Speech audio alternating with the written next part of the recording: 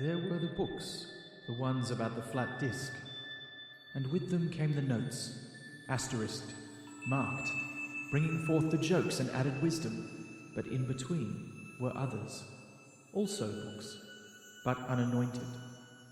And thus too the podcast concerning the others, in particular the small matters, were equally decreed to be unanointed. Let it be. No footnotes for this one. The Book of Pratchett, Kaufman, verses 1 to 6.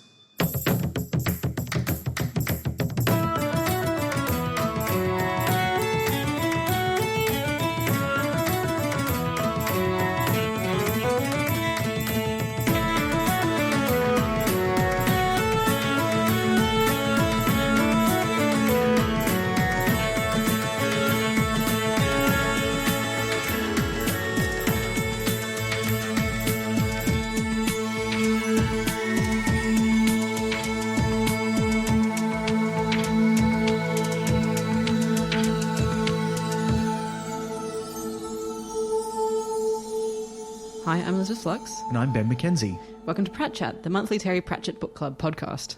Each month we discuss one of Terry Pratchett's books with a special guest. This month we're talking about Truckers, or if it was a Simon and Garfunkel song, the Gnomewood Bounders. And our guest is author Amie Kaufman. Welcome, Amie. Hi, thanks for having me. Oh, it's great to have you. How are you? I'm good. I'm on deadline, so I'm very excited to be out of the house. This qualifies as an outing for me. Oh, good. Well, we're glad to get you out of your house. Yeah. To talk about other people's books instead of your own. To get into the outside. Yeah. I was going to say, I'm ventured out of my store into the outside. Yeah. But you've read Truckers before. Oh my goodness, yes, absolutely. I think my very first reading of it was the audiobooks that Tony Robinson narrates. Mm-hmm. And I only found out recently that those are abridged. Yeah. I didn't know. So I thought I had read it a lot earlier, well, in its entirety, a lot earlier than I had. And then when I thought, maybe I'll just reread it again via audio. And I went to buy the audiobook and there was the word. Yeah. What did they cut? They cut the more grown-uppy bits, to be honest. They make it a younger book, and it's very, very skillfully done. But I think some of the stuff that's kind of more reflective on religion and the interpersonal politics of the families inside the store, the stuff that you might not really get if you were 10. Yeah, okay. So what's left? Like a staircase and a lorry ride? Mostly action. Right. Yeah, There's a lot of good stuff in there. I mean, I loved it, so it clearly worked. Whatever they did, I was younger and I absolutely loved it, so it clearly worked. And you've got a really good point, because I read it as a child. I was given the book by my teacher to read, and I opened it, I was like, I hate this. I don't understand. Yeah. Why does she think I would understand this? And then I put it away for, 20 years? And here we are, and I love it again. So. Yeah. But you had a bit of revelation about this when we were talking about it after the last podcast, didn't you, Liz? Yeah, because this was my first Terry Pratchett book, and I just hadn't actually registered that. Yeah, and you bounced. Yeah, because that could have been the end of everything. Yeah, but fortunately I did not link his name to the book that I was a bit too young to understand, and so I gave him another chance. Oh, that's Thankfully. good. Well, it's good. It's good for us. Well, it wouldn't be a podcast. Right. How did you start with Terry Pratchett, Amie? I started when I was in about year 8. And so my family is the Australian outpost of a very large Irish family. Mm-hmm. So there's just a handful of us here. And one of my Irish cousins moved out here with her husband, which represented an extra 50% of people in my family. So we were very excited. And they had all of the Pratchett books. Wow. And I was probably 13 years old, and I was just drawn to the covers, and I was trying to remember back when I was listening to the first episode of Pratchett what my first Pratchett book was, and I think maybe it was Mort, but I'm not actually sure. It's a popular choice. Yeah. I think I liked the horse on the cover. I think we all love that I mean, horse. we all like the horse in every way, but Binky. That's cool. Yeah. Well, today we're here to discuss Truckers, the first in the Bromeliad. I love the name of the trilogy even. And as traditional, we should start with a reading of the blurb, so I might take it away. Outside? What's it like? Masklin looked blank. Well, he said, it's sort of big. To the thousands of tiny gnomes who live under the floorboards of a large department store, there is no outside. Things like day and night, sun and rain are just daft old legends. Then a devastating piece of news shatters their existence. The store, their whole world, is to be demolished, and it's up to Masklin, one of the last gnomes to come into the store, to mastermind an unbelievable escape plan that will take all the gnomes into the dangers of the great outside. It sounds pretty exciting, really. It is. It's a bit of a weird... Is your blurb different? Because often we find the different editions have different blurbs. My blurb is different. Oh, really? Yeah. Do you want... We've never done this before. Maybe you want to give us a read Do you of want the a other second blurb. one? They're 4 inches tall in a human-sized world. Under the floorboards of the store is a world of 4-inch-tall gnomes that humans never see. It is commonly known among these gnomes that Arnold Brothers created the store for them to live in, and he declared everything under one roof. Therefore, there can be no such thing as outside. It just makes sense. That is, until the day a group of gnomes arrives on a truck claiming to be from outside, talking about day and night and snow and other crazy legends. And soon they uncover devastating news. The store is about to be demolished. It's up to Masklin, one of the outside gnomes, to devise a daring escape plan that will forever change the gnomes' vision of the world. Wow. Can I just say, I can't believe that I did not hear his name as Masklin until this morning. Yeah. No. Because it seems Me so neither. blatant now. No, and of course he kind of is. It has to be deliberate, but because there's all the themes about women can't do this because their brains will overheat and Yeah, that kind of thing. it's a book about gender among many other things. Yeah. But yeah. I can't believe the penny has dropped.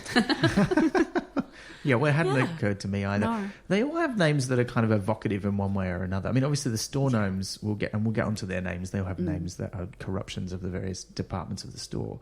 But the outside gnomes have very Pratchett-y names, really. They are. They're sort of onomatopoeic isn't the right word, but they all sound like what they are. Yeah, like Grimmer's quite serious. in a And way. practical and Yeah. and Masklin has a moment at one point where he realizes that although he's constantly complaining about having to hunt and having to provide, he sort of suddenly catches a mental glimpse of Grimmer having to clean up after everyone and having to do her own work. Like her life is just a little bit grimmer. Yeah. Yeah. And then, you've got Granny Morky and Old Torret, who are the only other outside gnomes that get a name. I don't think any of the other ones get No, names. just the old ones. The two that get munched by a fox get a name, but you don't meet them. Oh, that's true. The old Torret does name them when Yeah. when he's having a moment. We should get into the plot. We'd love to hear from you if you do listen to the podcast and don't read the books. We've got, the book starts, is this in all your editions? You've got the little bit about concerning gnomes and time, the little sort of page. I Yeah. got that, and I loved it because I'm like, time is relative. Yeah. Yeah, if you only live for, I think the oldest gnome is like 15 years old. And he's just ancient. Yeah, no one can believe that Yeah. anything is older than him. And to them, humans seem like Ents seem to humans. Yeah. Such real slow, everything just painfully slow. Yeah. Yeah. I think one of the things I love about that little intro is that this book almost feels, certainly for me as an adult, like a primer on all things Pratchett. There are all these themes that he loves, and they're all in this book. He starts out talking about the mayflies and the day that goes forever, and, we hear about that in Discworld. We see kind of Masklin as this kind of, I almost think like proto-Vimes, and, Granny Morky as this proto-Granny Weatherwax. And I think, I looked it up, because I think Guards and Truckers were published in the same year, I think. That's right. How? So Yeah. don't look at me. I do 3 books a year. But Okay. I don't sleep is the other thing, though. So I think, you can see him playing with the same ideas over and over. You can see him playing with his feminism. You can see him playing with all this stuff. And it starts in the Concerning Gnomes note. And then, immediately after that is one of the other big themes, religion, as he starts reading the sections from the Book of Nome. Which is so great. Yeah, it's great. And I love the names of all the chapters and verses of it. So it's like from the Book of Nome, basements verses 1 to 12. Yeah. Yeah, it just all... And you move up through the store as the excerpts continue until you hit exits. Yeah, it's amazing. Even just the start of the first chapter, when it's talking about this is the story of the going home, this is the story of the critical path. I remember this because and this is sort of jumping ahead a little bit to a question that somebody asked, whether or not we cover the TV show. And we won't talk about it too much here because not all of us have seen it. But they start this TV show with basically the same narration, but it's narrated by the Thing. And so it's the Thing's voice talking. And just like in the book, like it sort of shows you it gives you that glimpse of the end of the book, which I just love that as a device in books. Jeez, it's hard to do though. Yeah. It's hard to do. It's so hard to do well. Yeah. And he does it so well. Yeah, because you get a little glimpse and then you're like, what? Yeah, and that the pleasure of it is figuring out how they will do the impossible thing. I almost think, I know this is a really weird parallel to draw, but the definition of a romance novel is that it will have a happily ever after or a happily for now ending. If it doesn't have one of those, it is not a romance novel. It is some other kind of story. Right. And the pleasure of the romance novel is not will they end up together, it's how will they end up together? And as you see the couple, fight and separate and go their separate ways and come back together and all the rest of it, there's never any suspense about how it will end. It's how on earth will that be achieved, given things seem to be getting worse and worse and worse. Yeah, given all the obstacles put in their way. Yeah, and that's the same pleasure in this book, because he shows you at the very beginning they're going to get the truck out. Yeah. I mean, the hint is also in the title. Yeah. But so the pleasure of it is how on earth? And almost that kind of, that pleasure you get as a reader from knowing something the characters don't know. And you know, as they're all saying, it can't be done. And you think, but I know Masklin's going to triumph because I've seen it on page 1. And so we feel like the thing. Yeah, we do. We do. It doesn't take long until they're on a truck, even in the book, because that's one of the first things that they do. They're trying to get on a lorry to get away from the fields because Masklin's like, it's too dangerous out here. We've got to find somewhere better. And these lorries go somewhere, and somewhere's got to be better than here. And we meet the 4 main outside gnomes, Masklin, Grimmer, Old Torret, and Granny Morky, plus, the other ones who are left. The unnamed masses. Yeah. But there's not many of them. There's like maybe... Is it like 20 or a dozen or something? It was less than 20. Because Masklin talks about how they used to be 40 when he was young, and that was years ago. Well, almost the largest number that there is for him. Yeah, which is interesting because, you think about it, like there's so many things in the outside that number in more than 20, like leaves on a tree or blades of grass. But you don't think about that. You think about the numbers of the things that are important to you. That's it. It's like this beautiful piece of world building where the only details he notices are, what you notice. For him, it's narrowed right down to what will kill me and what will feed me. Yeah. And if it's not one of those two things, it's not getting named or counted. Yeah. And we get the flashback to why he's decided to do this, which is the sort of last straw, which is when a fox attacked the burrow they were living in and didn't really eat 2 of the gnomes, must have just killed them, didn't it? I thought it ate them because when you get introduced to the fox and it's got blood around his mouth and he's just sort of at the edge of his despair and he sort of is stabbing at it with his spear and his knife, which is not doing much to it because it's big and tough and he is small. Then he gets back to the burrow and there aren't bodies there. No, so it implies that they've been munched. Well, and he does say much later in the book when they're attending a funeral and someone says, well, what do you do for funerals? And he says, well, they're mostly buried inside an animal. Like a badger or something.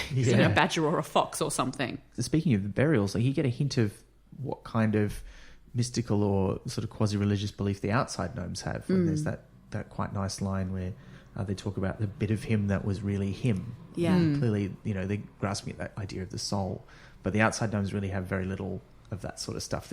They're forced to be very practical by their existence. Yeah. Because they have that whole thing about once you've got safety and you've got a roof over your head, that's when you have time to start fighting with other gnomes and worrying about who owns what and what's my due and that kind of thing. Is there like a really nerdy joke here about like Masklin's hierarchy of needs to be had? We're all about the nerdy jokes on Pratchett. That's great. That's really that sort of gives you that idea of what their life outside the store was like, which is just that first bit of the first chapter. And then they arrive in the store almost quite immediately. Quickly, yeah.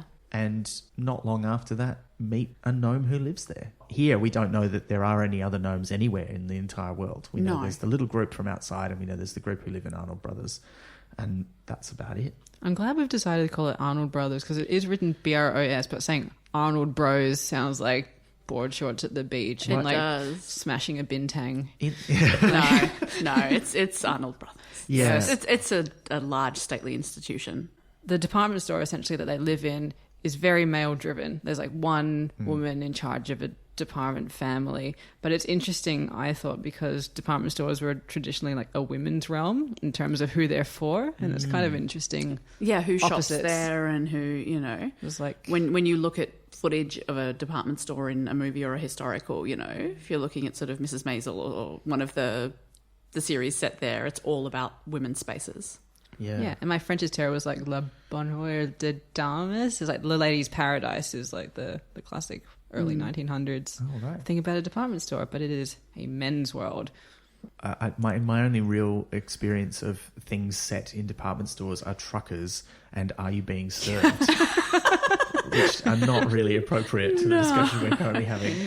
But imagine if it was the same department store. Oh my goodness. It would explain so much. It would. That's called Something Brothers as well. I forget what it's called, but yeah, it's old school department store. When they arrive at the store is when we first get a physical description of the gnomes. I forgot entirely what they're supposed to look like because they don't look like that on any of the covers of the books. So I have to admit, I sort of... Because it says they look like a small brick on legs or something. Yeah. And I sort of looked at that and then just did that thing readers do sometimes where I went, nah. And just went back to imagining exactly the way I imagine. Yeah. Which is just as kind of tiny, scaled down people because look at all the covers. Yeah. I mean, it's still humanoid, you know, Yeah. but just, and even... I mean, we've all got different illustrations on the cover of ours, and they're all quite similar, really, but not quite, what's described. And even in the TV series, they've got pointy little ears. Yeah, which isn't mentioned anyway. No, it's not mentioned at all. So it's, and I think I always imagine them looking kind of like they do in the TV show, which is fine. I mean, they're the right height, and they're very fast, but... 1/5 of a gear stick high. Yeah.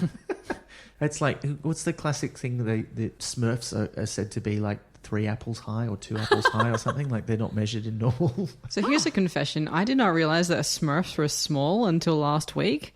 I thought they were just like a blue people going about their lives. And then the person I was talking to was like, but what about Gargamel? He's huge and he's their enemy. I'm like, isn't he just a giant monster like Zordrak?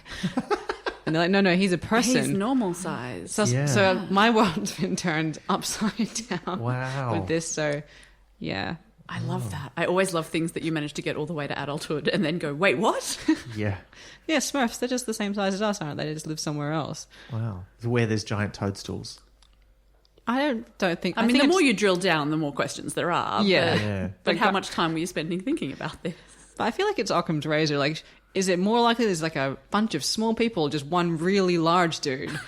I mean, when you put it like that. Sure, if they're the only bits of evidence you're looking at, I agree. That makes more sense. So they're at the store. They meet store. Angelo, who has been watching the lorries, and I kind of picture him as this sort of train spotter guy. And he's got what sounds like a Joseph and his Amazing Technicolor dreamcoat. Yeah, there's a great picture of him actually on the Josh Kirby cover where he is wearing the fancy multicolored almost coat, jesterish, with his cool mouse. Actually, the outfit that he's Rat, who looks very fancy. But it makes sense because he's from the haberdashery family, so they would have lots of wonderful cloths. You'd hope so. Yeah, and it's this immediate contrast as well that Masklin just looks at that and thinks, well, everything would see you and therefore eat you.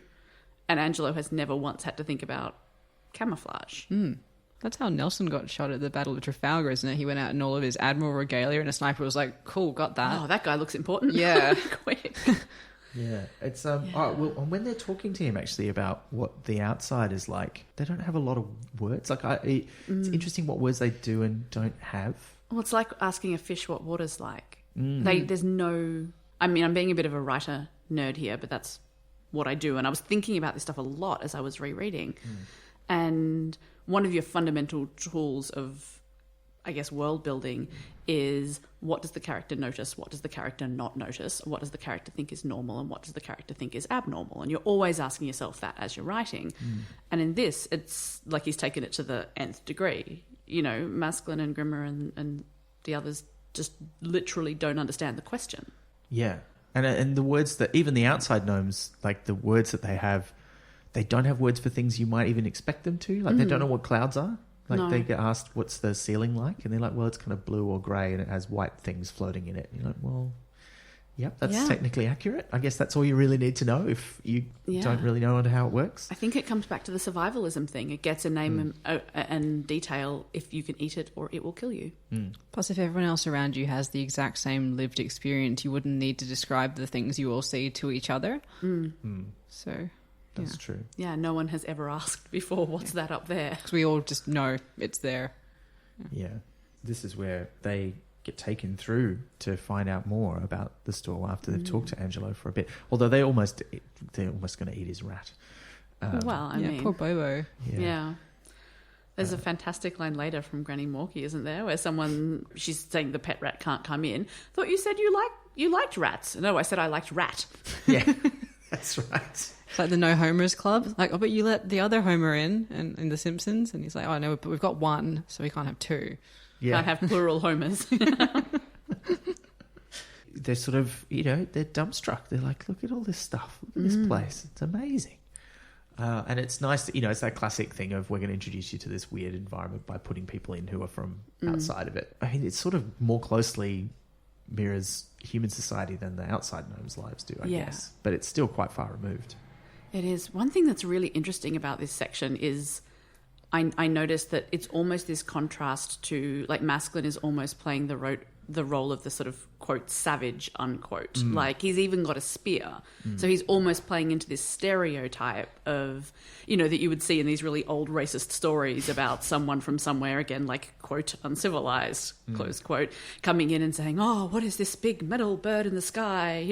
Well, this television with a person inside. And, but those were always quite, not mocking, but very condescending. Yeah. And they didn't value, the intelligence of the uncivilized person in the same way. They didn't value their life experience the same way.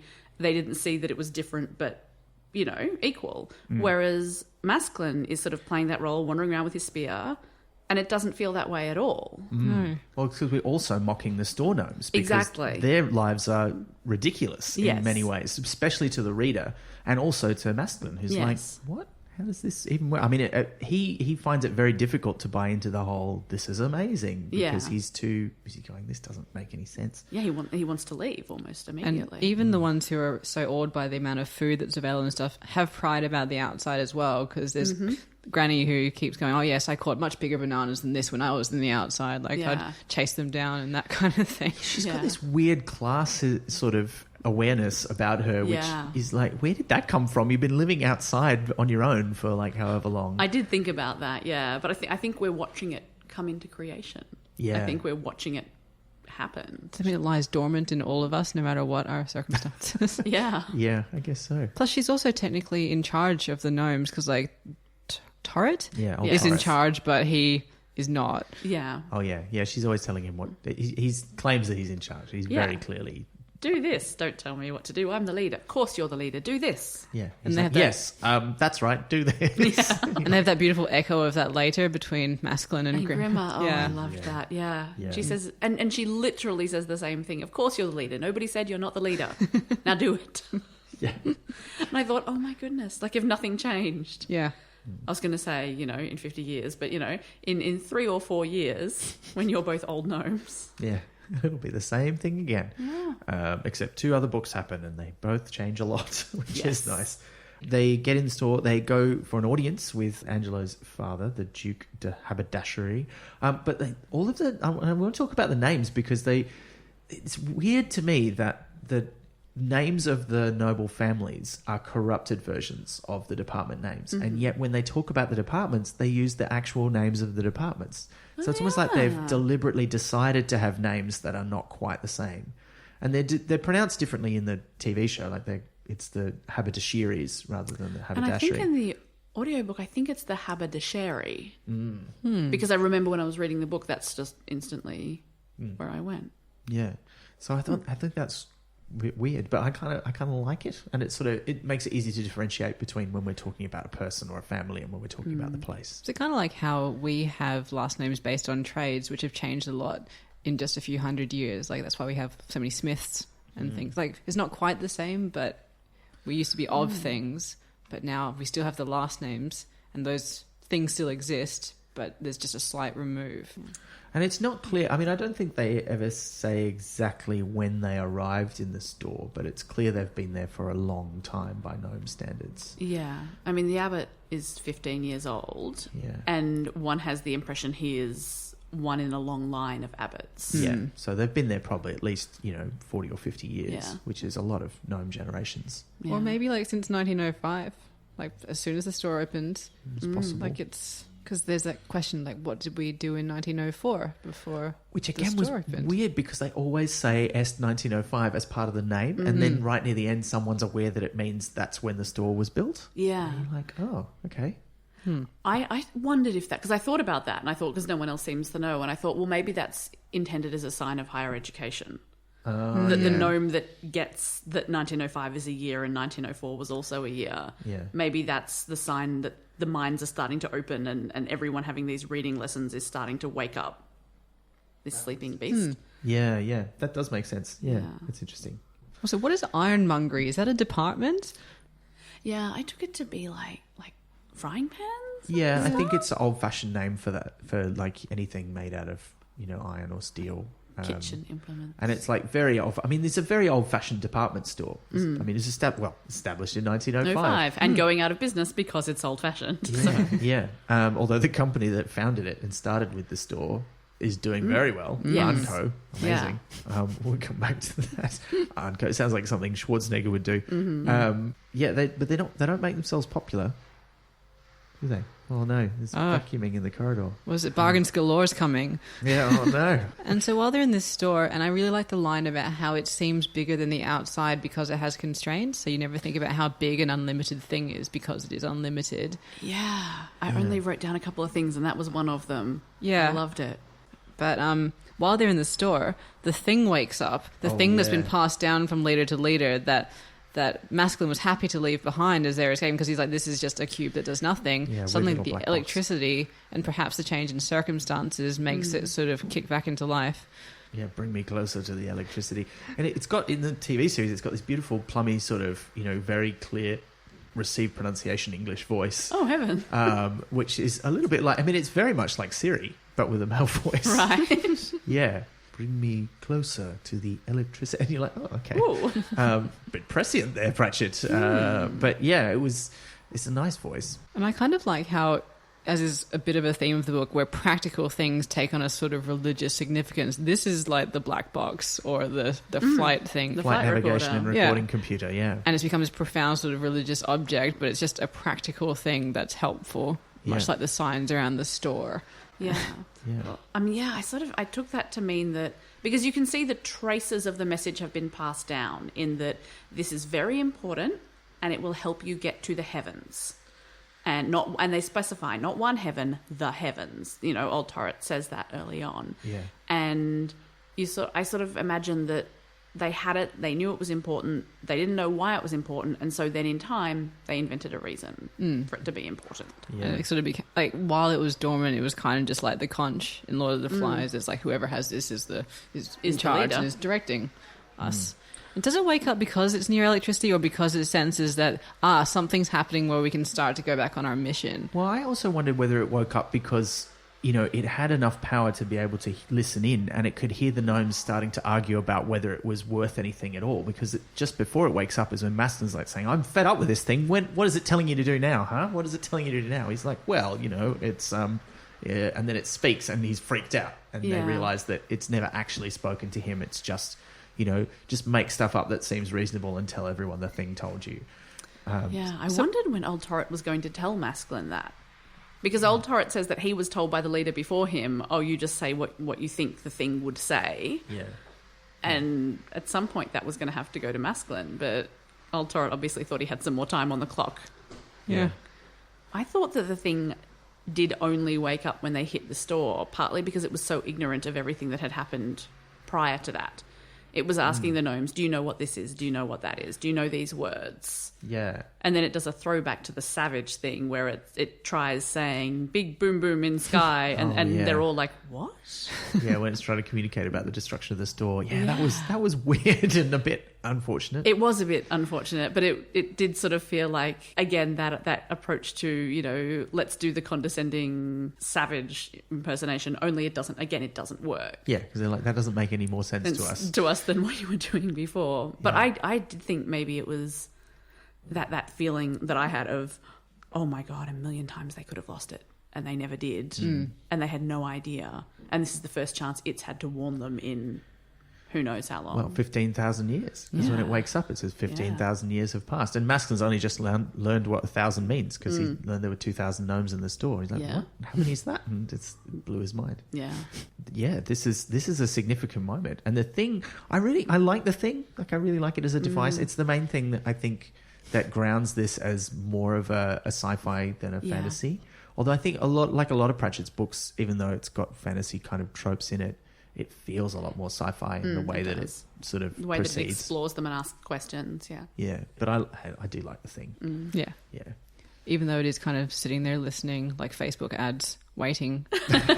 to make it self-relevant. Oh, yeah, it does take on a bit more of a sinister tone now, doesn't it? You're just waiting to be like, I know you went into Country Road. Here are jackets they sell. Yeah. Like, He does wake it up by saying things like, hey, thing. yeah. Oh, wow, yeah. Okay, I hadn't thought about that. Prescient. Yeah. Yeah, very prescient. I mean, if there's one thing Pratchett it's prescient. But it's not long after it wakes up. They go to watch some humans. They meet Dorcas, who's a very important gnome. He works with the ironmongery. He's the one who knows how the electricity works. I always want to say electricity, which is from that's from Catweasel, but and they don't say that. They call it electricity. And that section has got one of my favourite lines in the whole book in it, which is which I always remember. It's like one of my favourite Pratchettisms. When they're going to go up in the lift, that Dorcas is attached to the bottom of the real lift. That's gnome-sized, little basket, and they're about to get on. And Masklin's like, is it safe? And Dorcas says, more or less. And he says, how much more than less? And I just love that phrase. It's so good. Oh, and I love that Dorcas has essentially worked out how to override the human lift controls. And he says, I thought they would notice that they press down and it goes up to 5 instead, but they never seem to. And I thought, oh my God, it's me. I'm the human in the lift going, but I pressed down. But I never do anything about it. I just wait for the gnomes, I guess, to go up to wherever they were going. Everything must go in its own time. Correct. I had a lot of and also what is it? Load 12 persons, and it's often doesn't carry 12 persons, so he must be angry. That was great. Yeah. But I got a lot of sympathy for that. I remember there's a really difficult programming task we were set when I was at university, which was to write the control system for a lift. And they realised after they'd given it to us and everyone started complaining about how hard it was, they hadn't given us enough direction on what the priorities of the lift system should be. So there were so many things you had to decide, like, does it prioritise going up or down? Does it prioritise going somewhere close or further away? Does it prioritise the best path through picking up the most people on the way to a floor that someone wants to go to? There's so many different ways. Wait time or... Yeah, exactly. So there's so many different decisions you can make. And then, you've got gnomes messing with it as well. Oh, no, it's simple. You just assign everyone in the world a hierarchical number, and then whoever is the most high up in that thing who's pressing the lift gets whatever they want. That's a Black Mirror episode. Yes. Is what that is. Your ranking determines the lift. It totally is. Oh. But yeah, on the instructions on the lifts and things, I also really enjoyed the one about the moving stairs. Let the sign be, dogs and pushchairs must be carried. And then the next one, and Arnold Brothers established 1905, waxed wroth for many carried neither dog nor pushchair. I know. And me in airports, I'm like, everyone is taking their wheelie bag up the moving stairs. And I'm like, oh, it could be really bad. Yeah, there's so many good things in that where they understand the words and not the meaning behind it. It's just such a recurring theme in the book. But I just can't stop imagining, like, Pratchett in a department store, and these are the things that are his gripes, potentially. Like, the things he's just like, oh, people shouldn't be doing that. I'm going to put it in a book. I think mine says pushchair. What? It says chapter 6 in mine.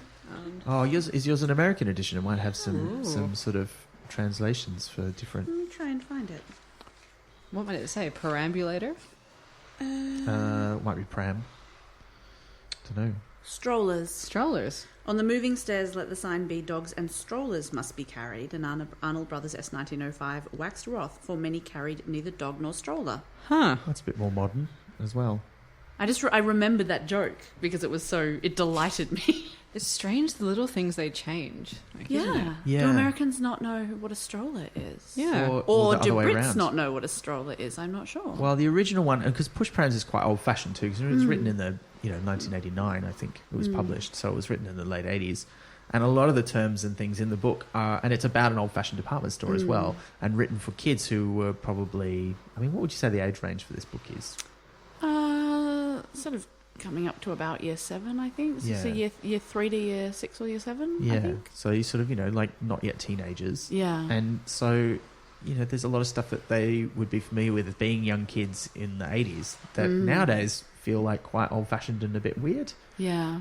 Like one of the things that struck me really weird when they're going up, which happens shortly in the book, after they meet the abbot and they go up to find Arnold Brothers, is there's an escalator up to the top floor, which is just offices. You're right. You're like, why would there be an escalator there? That Like goes the all the public way don't up. go up there. You just have a lift. But I hadn't thought or a about set of that. You're right. Service stairs, And they would have had to add those in later because they wouldn't have had those in 1905 Yeah. They would have been retrofitted. unless it was literally for the Arnold brothers who were getting on in age and wanted to be able to get to their offices. Yeah. And they'd amassed enough wealth through their other Arnco industries ventures. that they could afford to just put in moving stairs to the offices. Or, I mean, they might also have downsized the store a bit and put the offices in there. Oh yeah, Who things knows? might have moved around, yeah. Don't know.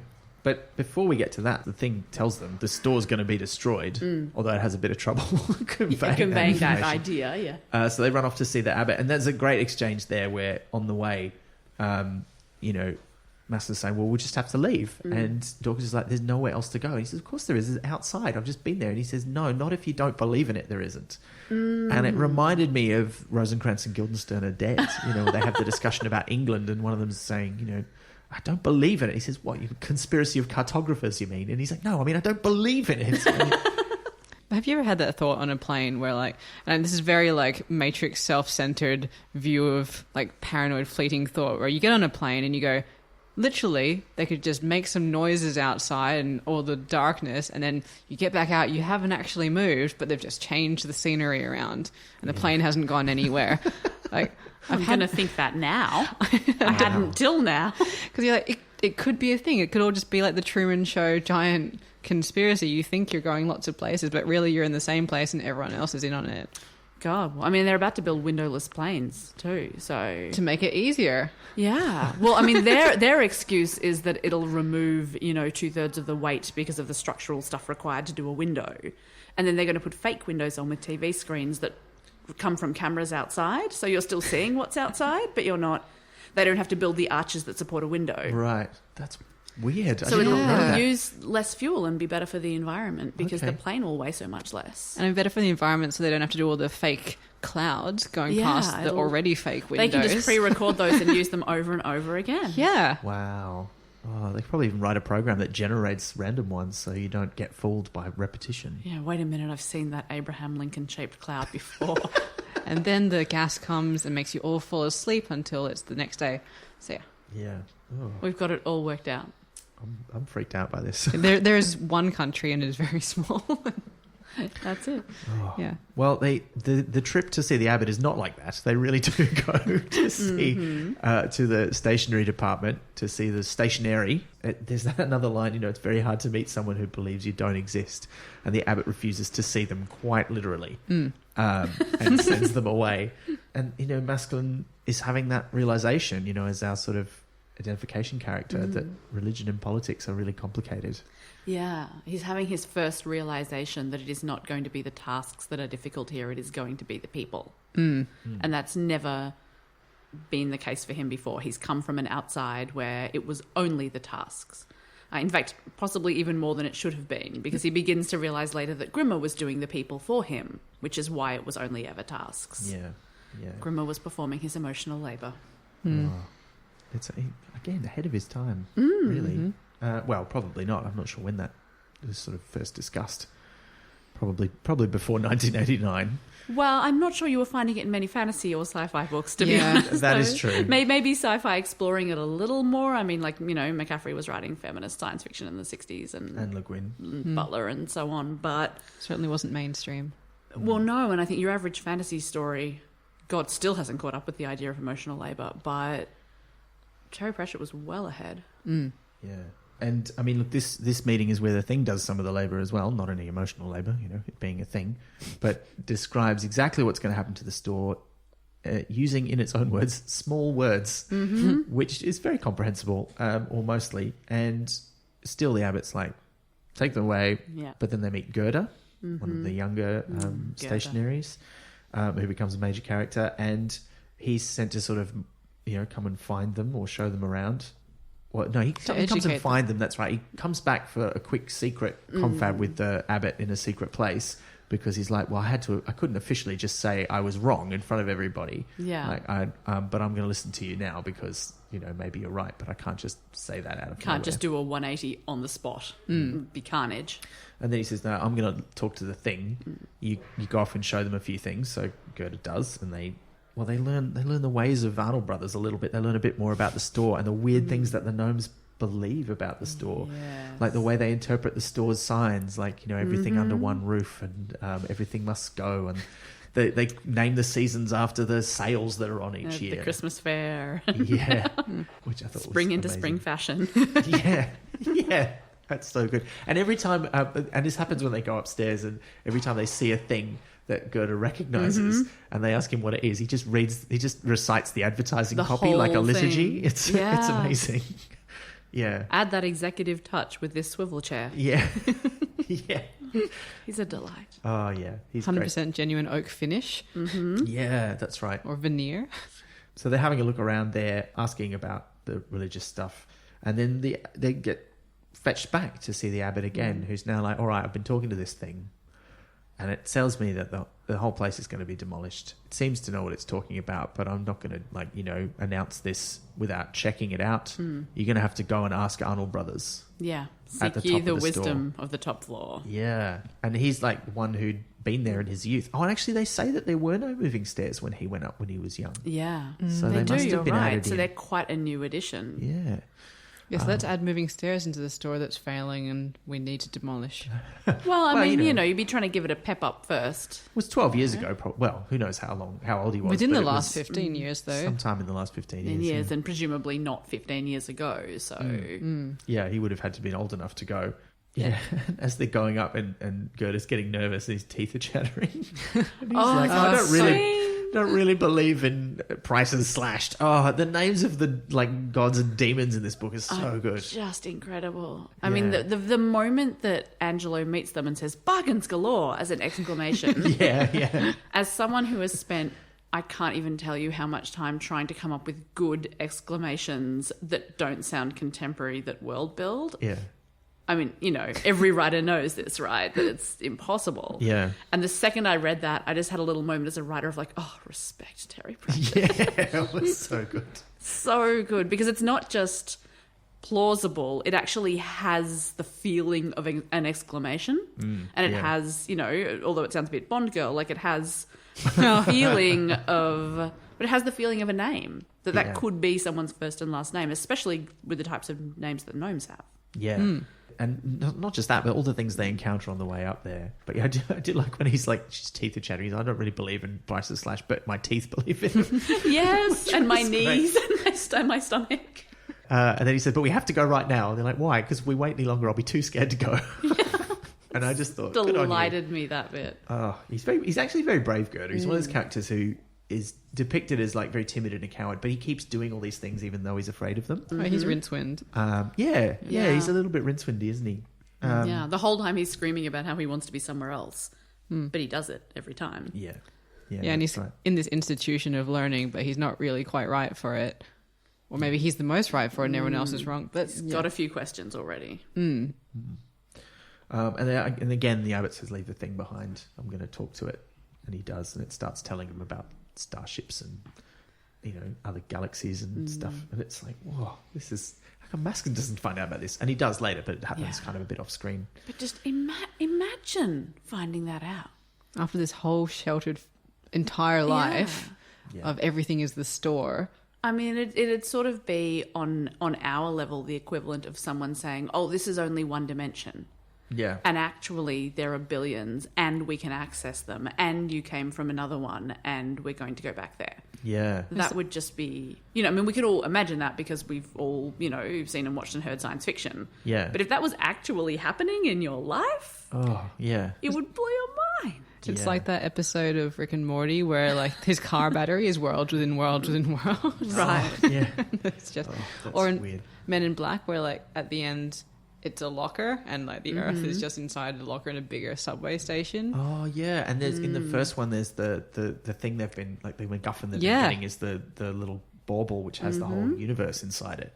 You're like, what? How does that work? Yep. But still weird, right? And equal kind of mind-blowing stuff. And their epic journey up to the top floor is like, it's the most traditionally fantasy bit of the book in some ways. Definitely. As they see all the weird things they've been told, like buckets of fire and, Yeah. you know, bargains galore and prices. And they meet the outlying tribes Oh, yeah, who because... give them a guide and They live on yogurt and Oh, biscuits yeah. from the tea room. Yeah, they call them the where are they from? Because they're from Soft the, clothes, like children's the clothes. kids' clothes, yeah, and they call them the Clothians?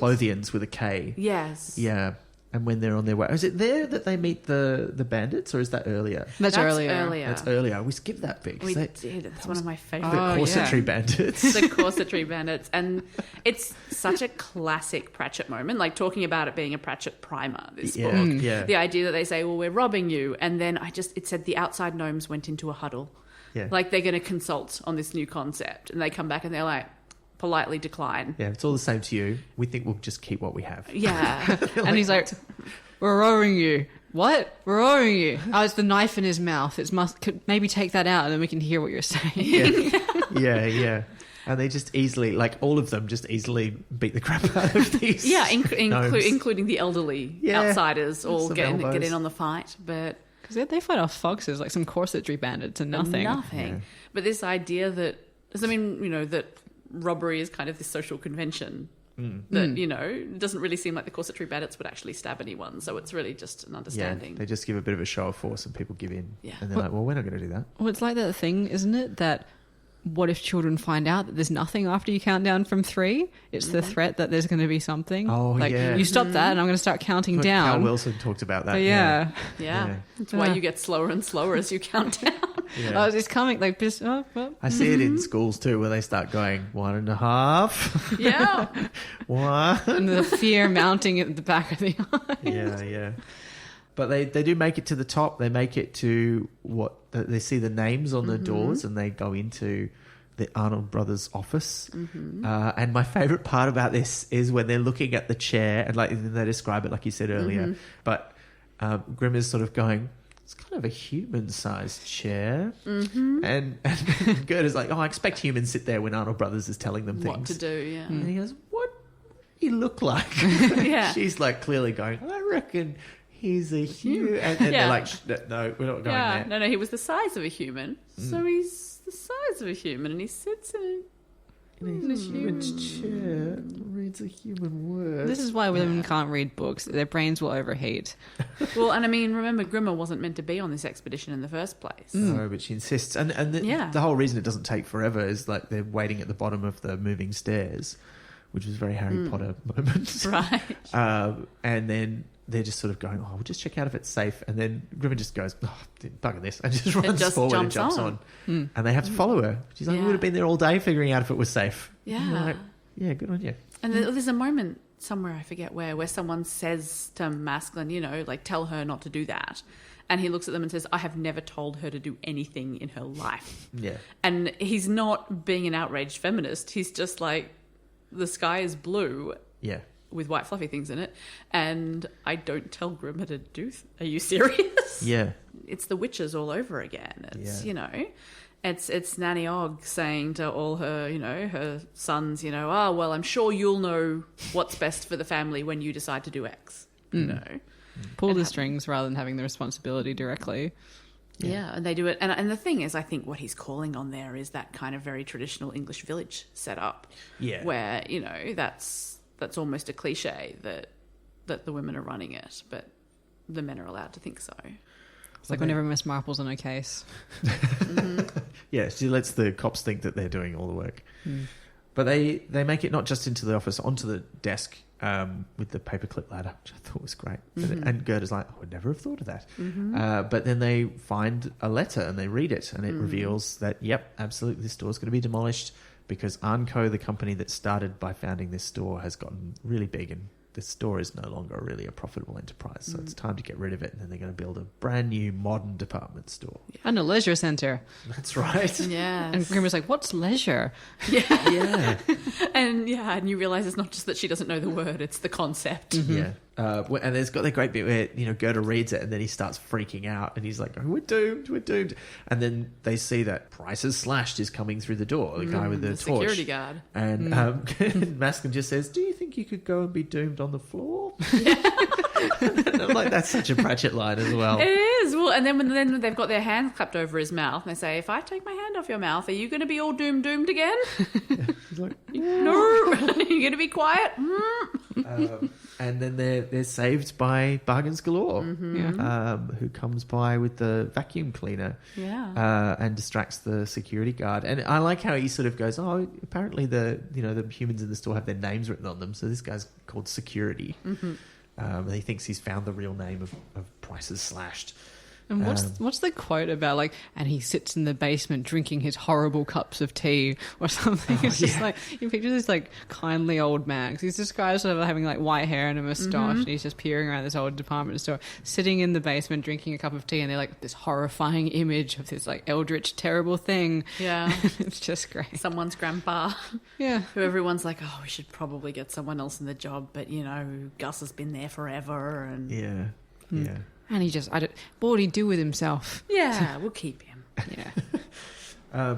So they head back down, and Masklin takes the letter with him, which I thought was quite, like, a smart move. Like, he folds it up with his spear. I was like, how are you going to carry it? I was like, oh. And there was one of the moments where I was like, I really had to remind myself how big the gnomes are. Yeah. 'Cause it gets a little bit confusing if you've also read The Carpet People, which is... who are much smaller. Yeah, they're tiny because they live within the threads of a carpet, and it's just...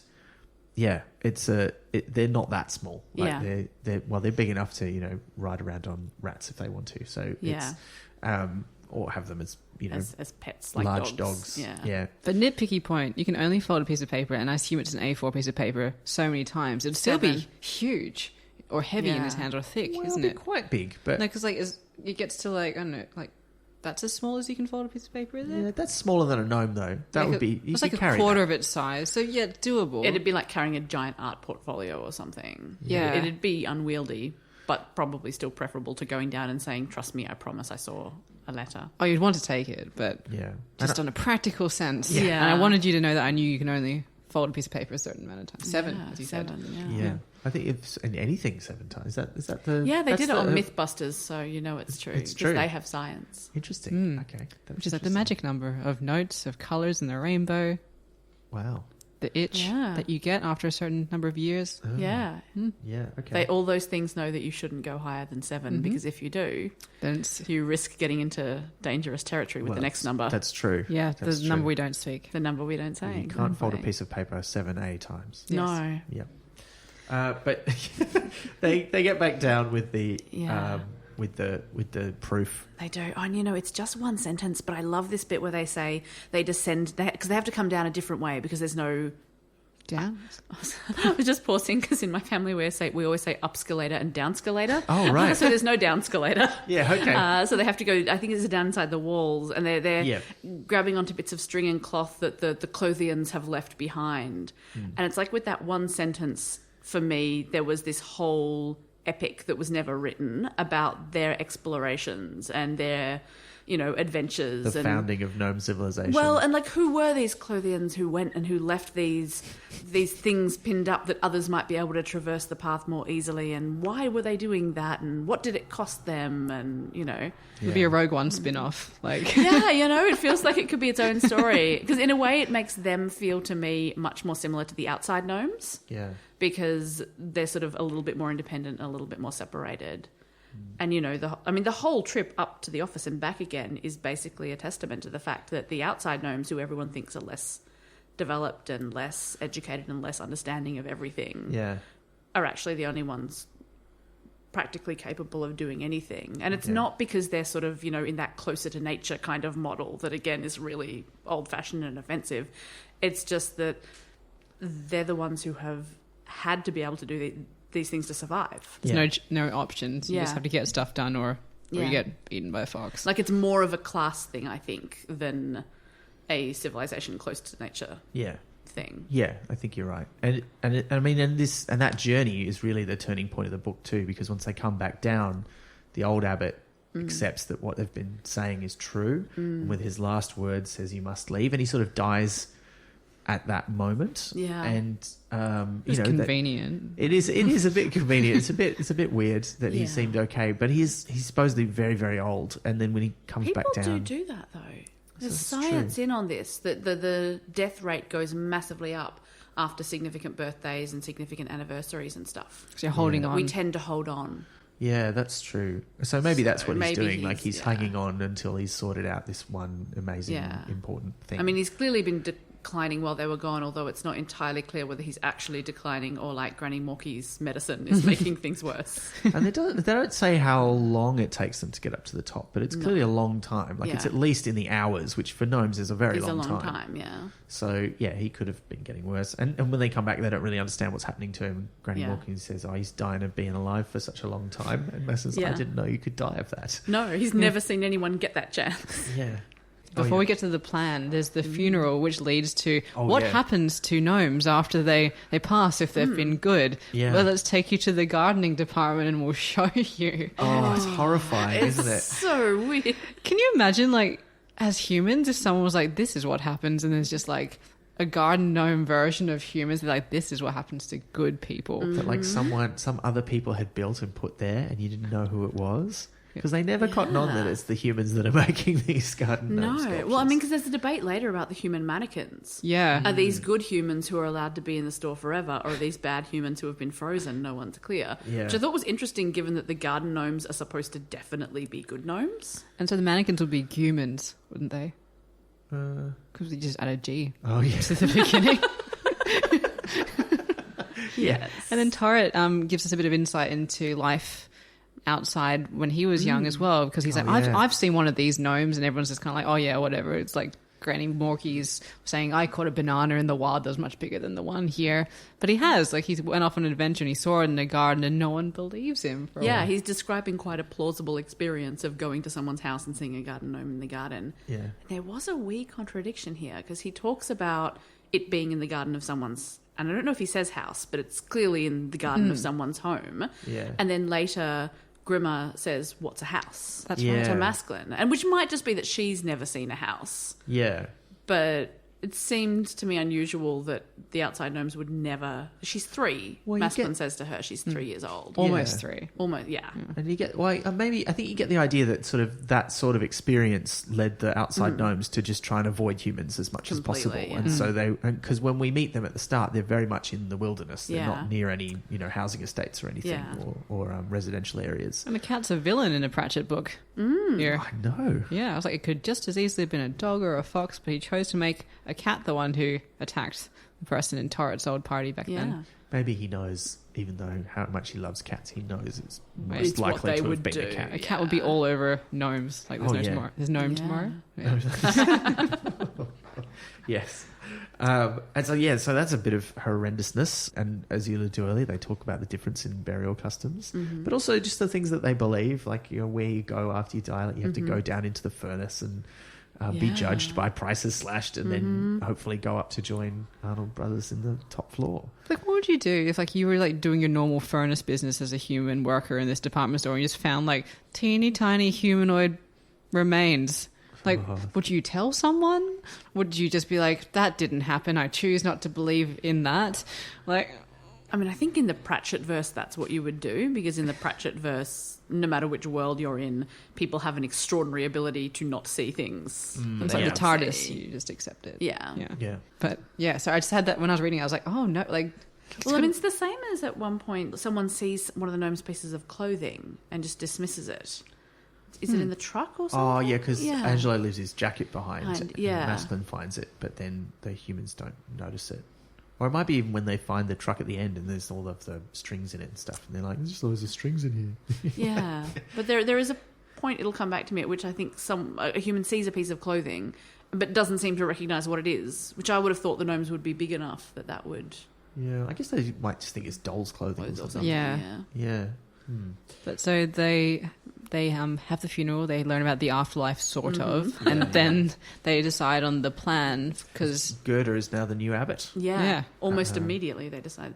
I mean, this is the joy of writing for younger readers, is you can kind of just go from one thing to the next. Yeah. Whereas if you were writing a much larger book aimed at adults, you would have to show all of the power shifts that happen around Gerda and the settling in and the everything else. But instead you can just jump straight to, I have to give a speech because I'm the new abbot and we're going to announce the plan. Because there's literally an entire Dan Brown book about choosing the new pope. So, so just assume that happened in the middle. And then...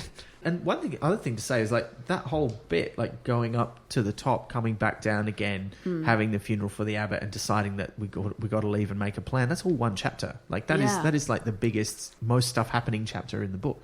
Yeah. I mean, this is one of the things about middle grade is that you can go from thing to thing to thing. Yeah. But not the thing. But not the thing to the thing to the thing, because there's only one of those. Yeah. But you can move between plot points with quite a lot of ease and just trust that the reader just uses their common sense and says, oh, well, I can see what would have happened. It would have been that. And it's only as we get older that we become more annoying readers and start saying, well, but what about the interpersonal relationship there? And, you know, when you write for kids, they're like, oh, yeah, seems legit. That's what would happen. Oh, but they haven't got 3 years experience in the publishing industry, so, like, he can't possibly be the... No. Yeah. So, yeah, it's time to tell the plan to the other gnomes, and they mostly do not like it. And he tells Gerda what it is first, but then to the other gnomes, they're like, well, we can't go anywhere. And he's like, yeah, we can if we steal a lorry. And they're like, what is happening with your mouth? You are making no sense, except for, and I love this bit, the Duke de Ironmongery just raises an eyebrow and he's like, tell me more. Whereas everyone else is like, this is rubbish and I'm out of here. Well, not everyone, but most of them. This is ridiculous. Well, and after everyone storms out, he says, room to breathe. Yeah. That was nice. And he starts just telling them what they need. And he just goes for it and says all this stuff they didn't tell Gerda in advance. He's like, well, we're going to need people. So we're going to need people to, do things and make things and figure out how to steal a lorry. And we're going to need books because we have to learn how to do the thing. And that means we're going to need to teach more people to read, including women. Yeah. And they're all like, what? Whoa, buddy. Stealing a lorry and going outside the store is one thing, but let's not get crazy. Yeah. The ladies' brains will catch on fire. I know this is something we didn't mention about the stationery, but they very much are a priestly class. They're not like a proper noble family because they don't, it's just men who've joined them. Each family sends about 5 male children or young men every so often. Yeah. So it's it's a big flip of a lot of the conventions of the store. The delicatessen lady is like good. Like she doesn't say it, but you can see her kind of going. Yeah. But what I like is that it's clear that the lady from the delicatessens hasn't been thinking all this time, oh, I bet I could read if only they'd let me. She's been suspecting she could read because later when Grimma is reading, she says to her, how is it? And Grimma's like, fine. And she says, no headaches? Yeah, that's like she's not sure. She's trying to figure it out. Yeah. Which I liked. I thought was more nuanced than her being just frustrated from moment one. Yeah. But then, once they've got a few people on side, they've just got to try and figure out how to make it work. Yeah. And that's when Masklin starts learning from the thing about critical path analysis. Critical path analysis, which is just a delight. Who puts that in a book for kids? I know. And it's such a practical explanation of it as well. It's like, it means that, when you have to do a thing, before you do the thing, you have to figure out all the things you have to do in order to do that thing. Yeah. And what order you have to do them in. And you're like, well, that makes sense. Yeah, and this is where Grimma is like, what's bricks? What's a house? Yeah. And he's like, look, it doesn't matter. What matters is... Yeah. And it's so clear and clever. But again, it's an example of if this was a grown-up book, you would have to show the scene between Masklin and the thing in which he was taught this. Yeah. He couldn't just say, BT dubs, I've had a scene off camera. Yeah. Where I learned all this important stuff that I'm now relaying to you. Yeah. You're just sort of getting to the action part and just saying, so this happened, which means now we can do the cool bit. Yeah. Yeah. And the next bit is a cool bit because it's Angelo's big trip outside where it's like sending an astronaut into space. They lower him down into one of the lorries that's going to go off so he can try and learn how you drive one and where they go. And they use all these space lines. They say Angelo has landed. Yeah. The eagle has landed. Yeah, and I mean, you know, stuff like that's less blatant than, well, one small step for a gnome, one giant leap for gnome kind. Yeah, which they do also say. Give me somewhere to stand and I can move the accelerator pedal. Yeah. But it's great because Angelo's the son of this really sort of oppressive leader of his own haberdashery clan. He sneaks off to learn to read, and he reads all the books that they find with pictures of lorries on the front. Yeah. And so it's just funny because he would have read like the children's books, the random things, and he gets in the cabin and he's just speaking in lorry speak. Yeah. 10-4. Negatory. Yeah. And it's so good because he's alone in that. Mm-hmm. Yeah, nobody else knows what the hell he's on about. He's a delightful little train spotter is what he is. You're right. Yeah, and he's so excited. But then he disappears. He doesn't come back for like 2 whole days, which is like a long time for gnomes. Yeah. Good thing he packed some sandwiches, which was the cutest thing ever. But then his lorry comes back without him and it's got his jacket in it. And his sandwich wrapper. Masklin's like, I told him not to go outside. Like, the lorry, what's he doing? Where is he? And they don't know. And his dad assumes that he's dead. And that's what changes his mind. He realizes his son believed in this enough to risk and possibly lose his life. And so he says, what do you need? And Masklin's like, what? He's like, I guess I need people. How many people? 50? And he's like, great, you shall have them. Yes. And then the last thing he says to him is, don't succeed or something. Yeah. He's like, just make sure it works. Well, and I had the impression he thought maybe Angelo was still out there and could be rescued by this effort. Because he says to Masklin, and if this works, my son is out there. Oh, yeah, and that's Masklin has the moment where he thinks to himself, about this idea that it is more important to be certain sometimes as a leader than it is to be sure. Yeah. And so he says, it's possible. Yeah. And on that basis, he gets all this help and he's thinking it's not possible. And I almost had shades of Veterinary when when his father said, succeed. I thought, you are going to find yourself hanging upside down over a pit. Yeah. Like that. Yeah. Because how does the haberdashery work? That he can just be like, 50 people, go do the thing. Yeah. Like, he rules that with an iron fist. Yeah, like really this is a guy who is, as you realise how much of an iron fist he has, because he just sends 50 people who were presumably doing something else a few moments ago. Yeah, and they're all, so he has that many soldiers. It makes you realise how much he must love Angelo if Angelo has been allowed to just defy him over and over and over again, and yet he still adores him, Yeah, it's quite touching, really. It is. It's its own terribly toxically masculine. Yeah, exactly. Yeah. And so much is conveyed in such a small amount of words. Which yeah. I mean, because we've had to unpack all of that. None of it is said. But, like, we know it's fact. Yeah. So, Yeah. I'm just wondering, ever since you said it, though, I've been wondering if the iron glove is in a velvet... Sorry, the iron fist is in a velvet glove because he's from the haberdashery. Yeah. So surely... The very best velvet. Anyway, so that happens. And then Angelo does return on a different lorry with crazy tales of the outside and how he reckons we can drive the lorry and, like, they do go places. We can do this. And he's a bit excitable and he has to be told to lie down. And that's a pretty short chapter, actually. Unfortunately, they find out that they just don't have the time to figure it out. They start trying, they get Dorcas on board. They're like, okay, how are we going to do this? I'm not really sure. Can we do, how are we going to move the thing? It's huge. Like, you've got to move the wheels and you've got to move the pedals. And Dorcas is like, well, I can do the pedals. That's easy. That's just levers. But what are we going to do about the wheel? And how are we going to see and steer? And then someone brings this. We've skipped over the bit, but there's this great bit where there's a couple of the new readers keep bringing him all these very useless books, like the one about the hostage crisis. So he's like, we should get a GNU. Yeah, and get a human to do it. Proto-Pratchetian investigation. Well, because this is before Men at Arms, so it's before he's written a book about Correct. a gun. A GNU and a gon, but never. Never a gun. And then he asks the thing what a GNU is. He's like, it's an antelope. He's like, well, do we have one in the store? Is there a pet section? No, then it is unlikely. But then... But the thing never... It's quite gnomish. It never says to him, what is making you ask me about this animal. Yeah, it just answers the question. So that it could then potentially, figure out what he means and answer what he actually needs to know. It just answers the question. It's like a genie as well. Like, it takes things very literally, but then it also gives detailed answers, and when they don't understand it goes, it just means yes. Yeah. That's right. Like when he asks it if the abbot is dead, and it says there are no life signs detected. And he's like, what does that mean? It means yes. Yes. I grew up with a mum in IT who always said to me, the problem with computers is they don't do what you want, they do what you ask. Oh, there's a rhyme about that, which goes, I hate my computer. I wish that I could sell it. It never does what I want, only what I tell it. Yep. Exactly right. And it's pretty accurate. They bring one more ridiculous book, which is not that useless, which is Gulliver's Travels. And they're looking at it and see, we could capture a human. They're obsessed with this idea.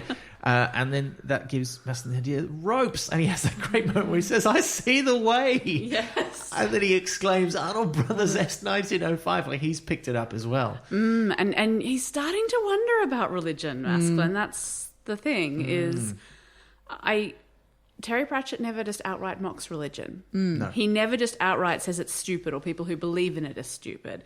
He always asks lots of questions about it. And you begin to see, at the beginning, Masklin will just say, may Arnold Brothers S 1905 watch over us to sort of placate the masses. But then later on he's thinking, I'll say it just in case. Yeah. You never know. No atheists in foxholes. And there's that line a bit later where like one of them's explaining it.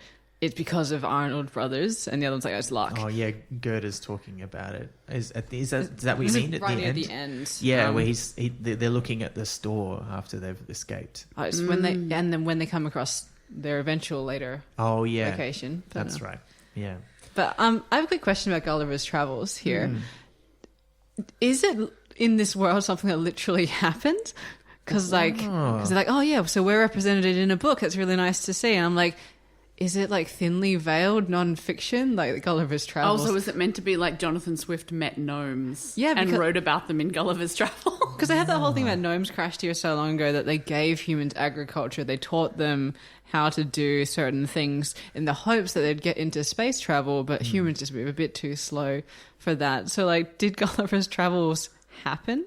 Oh, well, maybe. Is it like a secret history where we're wandering around in this world thinking, oh, it's a clever allegory from, Swift, and actually no, literally Swift masked it as an allegory, but actually maybe he heard like the real legend Gulliver tell the story, and that inspired his book, because he also wrote about the giants and Brobdingbag and the Hunums and the Yahoos and all those things. I've probably pronounced half those wrong, but so maybe that's the inspiration. But yeah, maybe it did. I don't know. Because there's a whole thing about the blurring between fiction and non-fiction here, because they don't know what's fiction and non-fiction. They just read whatever books are available, and then they have to. And there's a line in there, I can't remember it off the top of my head, about how it's for the faithful to figure out what's true and what's not, what's literally real and what isn't. Yeah. They have no concept of fiction books. Because why would someone do that?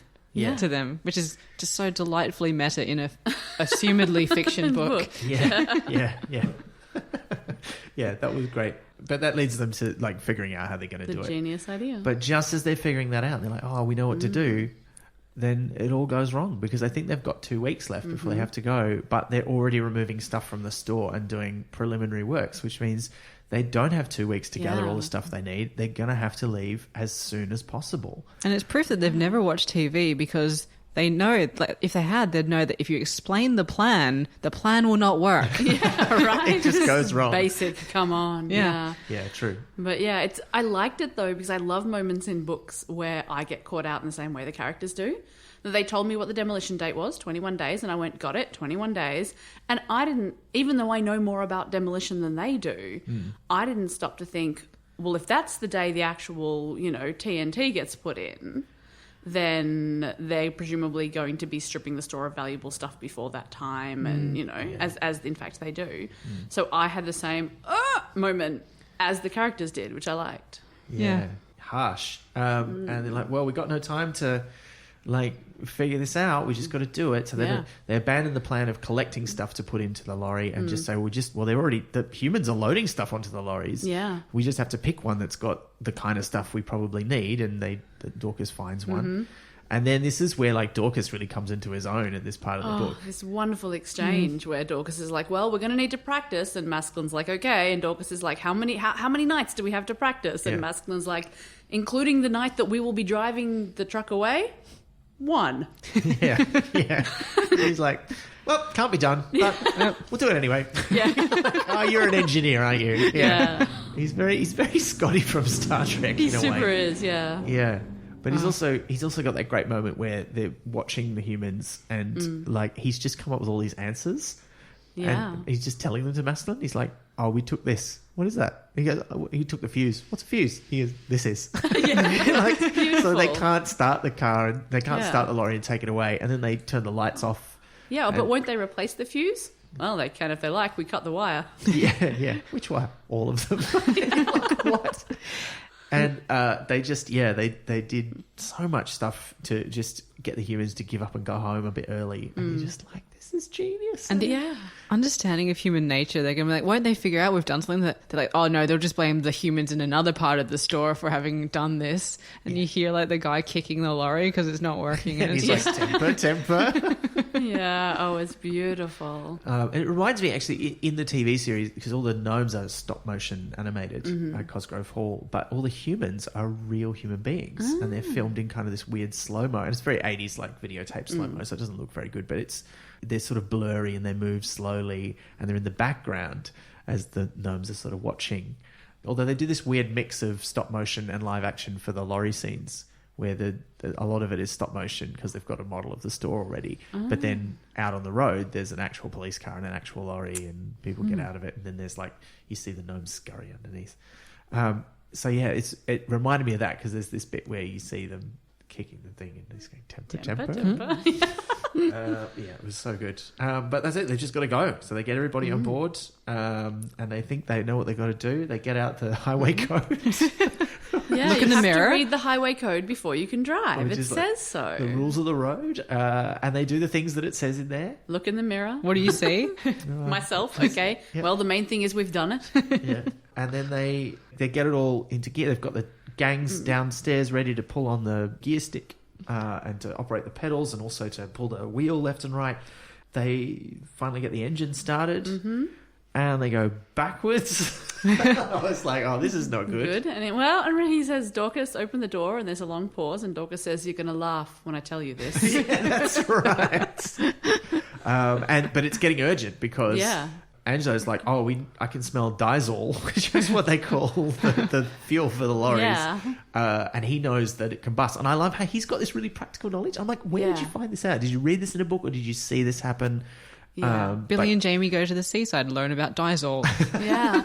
But again, like, Angelo's not stupid. No, he's really He's not. a weird little train spotter, but Yeah. he's not stupid. No. He's been paying attention. And he's like, yeah, look, we want to get out of here. Like, if we've spilled that on the ground, like, it'll go up. Like, it just bursts into flame. And they're like, whoa, does it? And he goes, yeah, it just sort of makes this noise. It goes, woof, woof. Yeah. And he's like, just woof. He goes, woof is enough.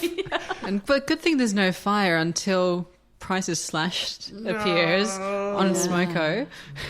With a smoko, and he sees Yeah. he sees the gnomes. He's the Yeah. first human to see them. And it's so good. It's just like the religious one, like pop, like the abbot pops out and is like, "Thou shalt not smoke. Exits this way." And like, how would you react to that? Yeah, this tiny little human jumping up and screaming the words from your own sign at you in fury. Yeah. And I got because it's all dark. And it says he's just lit by a flashlight. So I had the impression almost of like the torch under the chin, and in the dark, and Gerda screaming in the "Thou shalt not smoke in the name of Arnold Brothers." That's 1905. Yeah, and he's just sort of shocked, and he like opens his mouth, and the cigarette falls out, and it all happens in the TV show, like as you imagine in the book. It all happens in slow motion because the gnomes are very far. And they're like, quick, get out of here. And he says, what about the door? He goes, well, it didn't look very thick, did it? And they just drive through out into the night. They don't get that far. They get maybe a block away and they crash the lorry. And everybody's like, what is happening? Yep. And there's that great line about how he's not going to have his work ruined by a steering committee. Oh, yeah. Yeah. Because they crash it and they're trying to... And they end up like... giving Angelo ropes, so instead of shouting out "go left, go right," which is too slow, he pulls on the ropes to get more immediate effect from the chain gangs who are moving the wheel. Yeah. And then they set off again, and they nearly go down a hole because there's a sign that says Roadworks ahead. And I like that as we're leaving and they look back and they see the store going up in flames, we do catch a little glimpse of prices slashed outside the flames. So for those of us like me who would have worried as a child that the security guy was actually killed, we're given the quick glimpse of him so we know he's not dead. Everybody's out safely. It's just the building that's going to be destroyed. It's going to be destroyed anyway, so it's... Yeah, exactly. That's it. It's going to be demolished. So is the thing turned off by now? It is. Yeah, before they leave, the thing is like, there's that great bit because the thing says, I'm going to shut down to conserve power. Contact me when you get to your destination. And Masklin's like, it's all right for the thing, bloody thing. And Grimmer's like, well, it said when. Yeah. Could have said if. Yeah, but it's... I don't know, to me that felt a little contrived. That I understand the idea of the thing needing to be near electricity, that it can only store so much. But the thing laying down kind of wisdom about, then you will have proved that you can do it, which is sort of the quest that it gives them. Yeah. And I think, well, hang on a minute. Your job is actually to get everybody home safely, not to morally improve them or demonstrate to them what they can do. So I thought that was more, as soon as you get near electricity, turn me back on. Would have been or I will turn back on, would have been a more thingish thing to say. A bit more practical. Yeah, it does sort of start to get a bit more like an oracle in this bit, doesn't it? It's like the manager that says, do the to-do list and I'm going to go off and do some paperwork, and it's really having a nap in its office. Yeah. So it's... Yeah, and I think, I don't know, for me, if it had just been, I mean, God, it's heresy to edit Terry Pratchett, but there was one thing I would tweak, it would be... to just make it so that the thing is conserving electricity. Yeah. Because then it becomes one more trial for them. It just becomes one more... We've already established the thing doesn't work away from electricity, so that's not new information. It was therefore... It becomes surprising yet inevitable that the thing has to turn itself off. Yeah. Whereas as soon as it goes into Oracle mode, that's a new direction for the book and just felt a little... It's a bit weird. Unusual. But the thing has a definite personality as well. Yes. But up until this point, it's not been that sort of personality. No, we've seen stuff like there's a combination of lights that it will show every so often that Masklin learns to think of as a very deep sigh when the notes are not making sense and that sort of thing. Yeah. But it has not until this point been sort of, and then you will have proved that you can do this thing. And I thought, well, isn't your job to get it home, particularly if they can't prove that? Yeah. So... Because we didn't mention this at the start, but there's that whole thing where he gives it a task accidentally. Because he asks him what he wants. Get us home and get us safe. Yeah. And now it's doing that, sort of, in a roundabout kind of way. That's the thing, and I guess I feel like asking them to kind of prove what moral stuff they're made of and what their fortitude levels are is not in line with that overall quest. Yeah. So that was my one moment in the book where I thought... Yeah, dodgy. Yeah, I'm not, and I don't think it was necessary. Yeah. I mean, that's the thing, is sometimes something happens and you're like, well, I don't see a better way around it either. But in this case, I think that could just be gone and it would be fine. Yeah. Yeah, I can see that. But this is the final run. They finally get the lorry started up again. They avoid the roadworks. Because it's roadworks ahead. They're like, oh, good. The roadworks. Yeah. And wouldn't it make more sense to have a sign when the road doesn't work ahead? You're like, well, yeah. Funny you should mention that. And there's that great line where he says, I think that the signs do say what they mean, but what they mean isn't what they say. Or exactly. And you're like, well, it's weird because you can learn what the words mean, but then you're lacking all of the real world context around it. So it's an interesting exercise in language as well. When they spot the hole, he's like, stop, I'm going to need a whole lot of stop. Yeah, that's right. Yeah. A smidgen, calm down, you. Yeah. But then they're sort of on the open road, they're driving along quite smoothly, except that the cops are on their tail because, and you mentioned this earlier, it's great when you know something the characters don't know. There's that great moment where they're trying to turn on the lights and they accidentally turn on the radio and we hear what the humans are saying, but they can't understand it because it's so low and so slow. But it's saying a fire started when a lorry was stolen from Arnold Brothers, and you're like, oh no. Yeah. If you see the lorry, call the authorities immediately. Yeah. Clearly happens. Oh yeah, and the wipers, Liz. Yeah, that's just the thing that always happens when you're trying to turn on your lights. And I was just want to say, in this whole lorry sequence, I finished rereading it this morning, then I had to drive here, and I really overthought every single part of driving. It's like, okay, yes, so like click 1, 2, all right, and then Did you use any ropes and levers? oh, it's just a whole bunch of string. Yeah.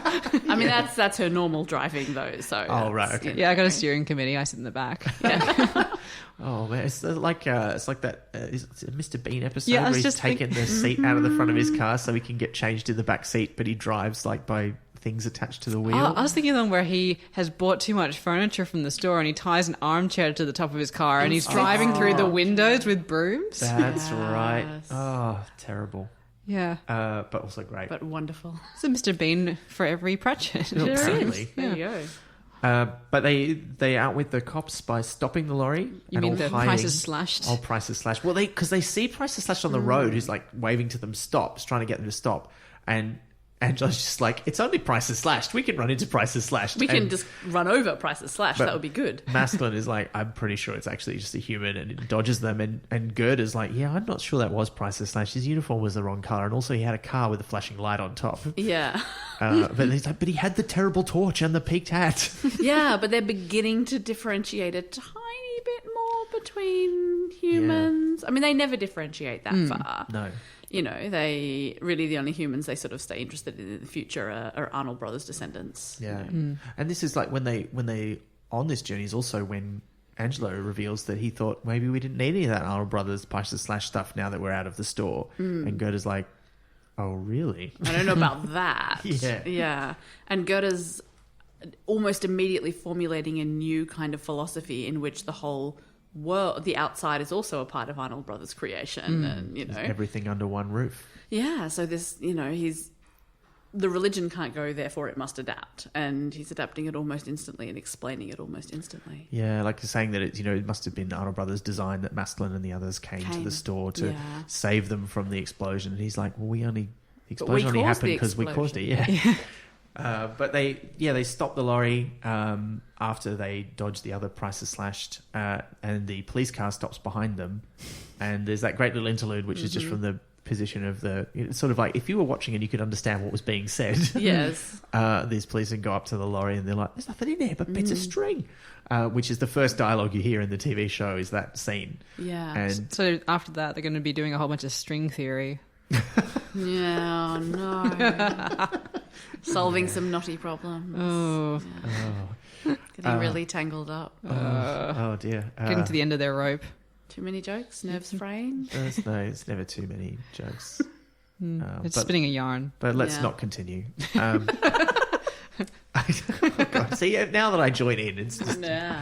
Oh. But that zoom out and that if you could understand, Yeah. not to harp on a thing, but also another early Pratchettism. Like this Yeah. book has everything. Yeah. Because, you know, in all of the Discworld books, you'll see him, you know, zoom out, whether he's sort of explaining the Discworld or whether he's explaining some social convention in the village of Lanka or whatever he's doing. He'll do that zoom out and that if you could stand here and see this. Yeah. So Does it in Dodger too? There's that thing where if you were an observer on the moon and watching down on the, you'd Yeah. see this happening, and it's like it's not explaining those sort of things, but it's that same kind of let's take a really weird outside position to describe what this bit is. it's this mechanic that he uses. So One other Discworld thing he uses. Granny Morky, just more pork. Just a little bit. yeah, And basically using Granny Weatherwax's attitude towards medicine yes, as well, which is I'll just make you something. and it'll be so horrible you get well. Yeah. Just to avoid it. Which was a kind of medicine, as in the book itself. describes it. Just Yeah. a taster plate of everything. Like the Yeah. book, like you said. It is. It's sort of, if you wanted to sort of show someone what Terry Pratchett is, this is a book that does that, I think. It's a good intro. Yeah, I agree. But the Nomes triumph. They cut the wires on the police car and drive off in the lorry, and the police car can't follow them. No. And this is just always remember this because again, it's in the TV series twice at the start and at the end. But this is it won't start, and it's just this hurried voice. It's one of those like actors who's done lots of stuff for that animation company. He's going, it won't start. You're like, you're the most nervous sounding policeman I've ever heard. But He's yeah, having a weird day. It is In a his weird day. defense, he's having a very weird day. it's true. Yeah. So the lorry is found a day or two later stripped. And Yeah, just abandoned down the road. But the gnomes have found somewhere to live. And it rhymes with Laurie. It does. It does. Yeah, an old quarry, which is like still intact, still has a little, what's the word? It's like an office kind of little wooden Sort of building. site shed, yeah. Yeah, that's still hooked up to the electricity, and they kind of start to establish a new life there. But Masklin's not really settled down. No, well, he sort of has this feeling that humans will come again one day. Although my favourite touch about all of this is that Bobo the rat wanders off for a little while, and when Angelo finds him again, he's a lot scruffier and leader of the quarry rat and fathers to lots of ratlings. Yeah. And they stop eating rats, the gnomes. Yeah. They sort of forge a peace, between Bobo's people and their own. Yeah. An alliance. Which reminds me of the veterinary's rat servants. Guards. Yeah. Scrope and his buddies. Yeah. He must be fond of rats too, I think. I think Pratchett. so, yeah. Oh, and how they keep bringing the wrong things. It's kind of like the books again. Yeah. Yeah. It's not the book I expected, but it's kind of useful. Brown Yeah. sauce instead of beer. Like, Yeah. Okay. But Masklin's not happy because he feels like this is just another temporary solution and it's sort of the end of the story for now, but it can't be the end of the story. Yeah. And so he's already scouting the local airport when we leave him. And this moment with Dorcas where he points to the planes and says, do you think maybe we could steal one of... How would we steal one of those if we had to? well, it's got to be easier. It's only got 3 wheels. Yeah. I just... Yeah. And there's a part so of you good. that goes, but that's not the correct measure. That's... And then you pause and you go, yeah, they could do it. Yeah. Yeah. Somehow they would do it. Yeah. Yeah. And that's the end of the book. For now, the end of the story. Yeah, and I love that, and we'll come back and do the other 2 books. But one of my favourite things about it is that it's got 2 sequels that happen at the same time. Yes. And yeah, I love that about this series. Yeah. For those who are looking ahead, Diggers and Wings happen to 2 different characters who are separated at the same period of time. And interesting, I mean, we mentioned at the start this is called the Bromeliad, but the Bromeliad doesn't even get referenced in the first book. It only appears in the other 2 books. I wonder if that was the trilogy's name when it was published. Because they were published separately. Yeah. Not all at the same was there a time. name? Did that name come in later? I I think... feel like when I was in year 6, it was just Truckers, Diggers and Wings. Yeah, I don't recall there ever being Like a collective noun for them. Or... Yeah. Yeah, I think it came later. But it is... the other 2 books came out the following year. So he's clearly writing them all at the same time, I guess. Yeah. So maybe he did know in advance. But the other 2 books came out at the same time, which was... Yeah, or both at least in the same 1990, year. yeah. Yeah. So that was a big year. This is during like one of his most prolific periods. So I got 4 books in 89 and then like 5 or 6 books in 1990, which is just ridiculous. Extraordinary. It's no small deal. No, it's a book deal. What were the 5 in 1989? 4 in 1989, which were Pyramids, Guards, Truckers, and The Unadulterated Cat with Greyjoy. And then in 1990, Eric and Moving Pictures from the Discworld, and then Good Omens and Diggers and Wings.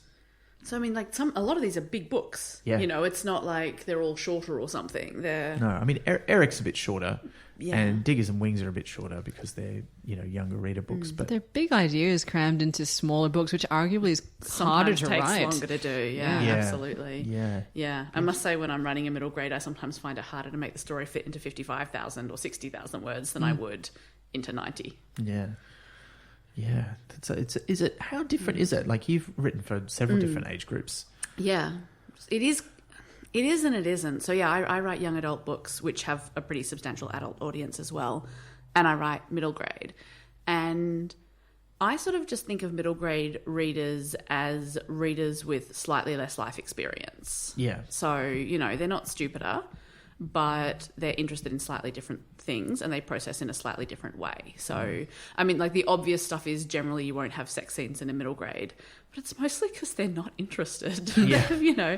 A lot of them have had the lesson on this stuff by now, but, they're just not, they're interested in friendships because that's what they're navigating. They're interested in familial relationships and so on. Yeah. But generally I will maybe take the vocab down a tiny bit, but very little, to be honest.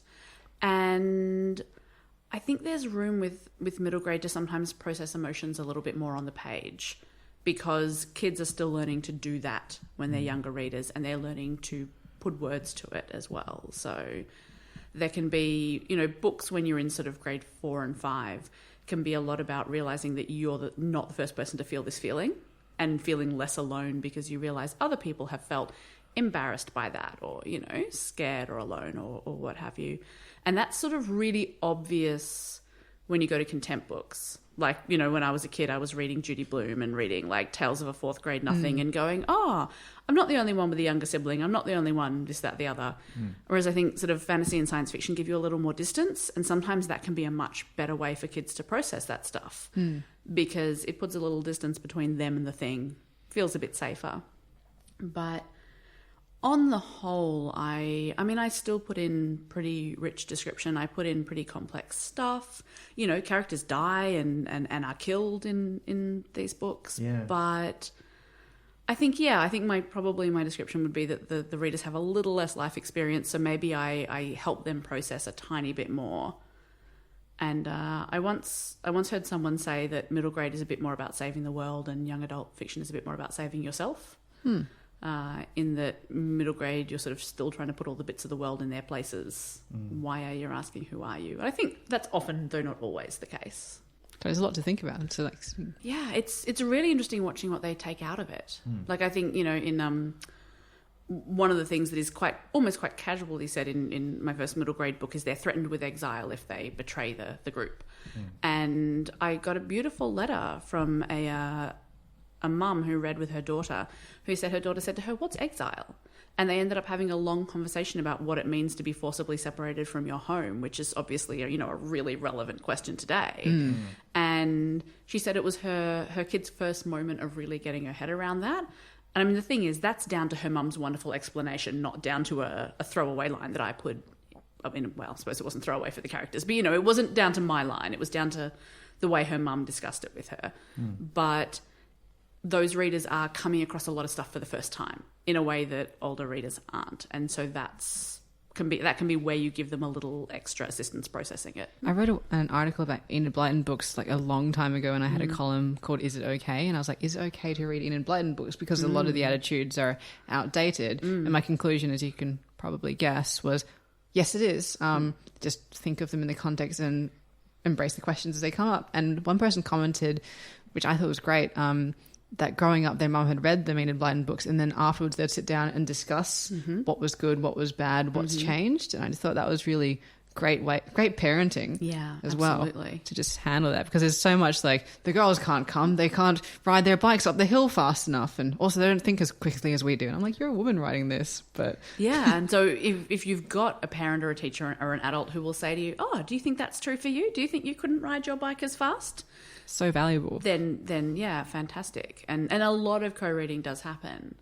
And the thing is, a lot of co-reading also doesn't happen. And I think anyone who's grown up a reader, and that's probably most people who are listening to this podcast, if they're into Pratchett, they probably grew up reading, knows that there's stuff that it would be great if someone had discussed with us when we were growing up, because we sort of otherwise we internalize it. And then when we are adults, we go, wait a minute, is that right? But I think certainly Pratchett was responsible for a lot of my early feminism. Yeah. I guess like almost nothing but good female characters. But yeah. I mean, I think that's true for me too, but I have to confess that I don't think I really understood any of it until much later in life. Yeah. Like that was something that I had to make a concerted effort to understand, and that happened, way later than you would hope for an adult human in the 21st century, Well, but probably also at about the average time. Well, yeah, maybe. But not when I think I understood some very basic stuff when I was reading the Pratchett books, but yeah. I still can't get past the pangs of anger I feel every time I think about Grimmer's life before they went to the store, where she's just at home cooking, darning socks, like that kind of and thing. Being complained at by ungrateful people, yeah. And it gives me the same feeling that the beginning of Charlie and the Chocolate Factory, the film, gives me, where the grandparents are all in the bed, not helping at all.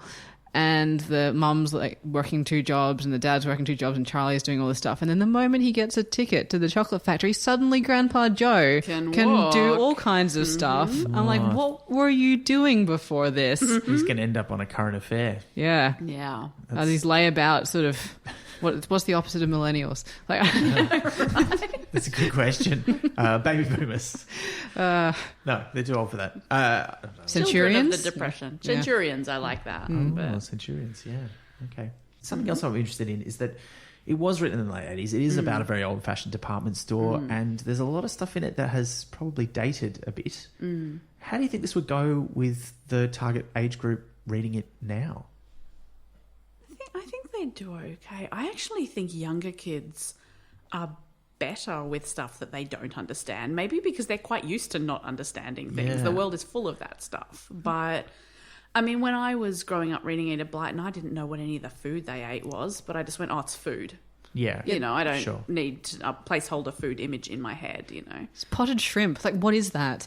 Like that, there's in so many of they'd come back to boarding school with shrimp paste or potted shrimp, and I'd go, yeah, that's food, I guess, because they're bringing it for that. But doesn't called shrimp. Yeah, but well, I mean, I grew up reading Swallows and Amazons, and it was full of things these British kids were eating the whole time that I had no idea what it was. But I thought, oh, it's food. It doesn't. And I would often conjure up, I think, my own entirely inaccurate image of what it was.